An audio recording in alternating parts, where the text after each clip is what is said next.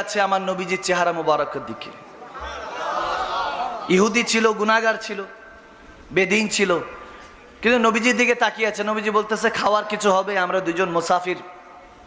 আরবের মধ্যে একটা কালচার আছে খুব মেহমানদারি, যেমন চট্টগ্রামে ওই কালচারটা আছে। মেহমানদারি করতে অনেক বেশি প্রাণবন্ত চট্টগ্রামের মানুষরা, ঠিক না? তেমনি ভাবে আরবের মানুষ আমার মদিনাওয়ালা সুন্নত, মদিনার দেশের মানুষের মতো, ঠিক না?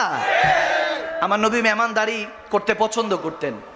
তো যখন আরব মহিলা তো বলতেছে মেহমানদারি করতে পারলে অনেক খুশি হতাম, কিন্তু ঘরে কিছু নাই, বকরি কিছু ছিল, আমার স্বামী চড়াতে নিয়ে গিয়েছে বকরিগুলি, এখন ঘরের মধ্যে এমন তেমন একটা খাবার দাবার নেই, আপনাকে যে খেদমত করব। আমার নবীজি দেখলেন একটা পাশে ওই ঘরের কাছে কোণার মধ্যে বারান্দা একটা কামজোর একদম একটা বকরি বাঁধা, একটা বকরি বাঁধা। তখন নবীজি বললেন ওই বকরিটা আছে তো, ওখান থেকে আমি একটু দুধ নিয়ে নেই। তখন ওই মহিলা বলতেছে এটার পাটা একটু ভাঙা, এজন্য এটাকে রেখে গিয়েছেন। এখন আমার নবী মদিনা শরীফ থেকে বের হয়েছে, হঠাৎ করে দেখছে কে জানি ডাকছে, কে জানি ডাকছে, ইয়া রাসূলুল্লাহ মাদদ করুন, ইয়া হাবিবাল্লাহ মাদদ করুন। কে জানি ডাকছে, ইয়া রাসূলুল্লাহ সাহায্য করুন, ইয়া হাবিবাল্লাহ সাহায্য করুন।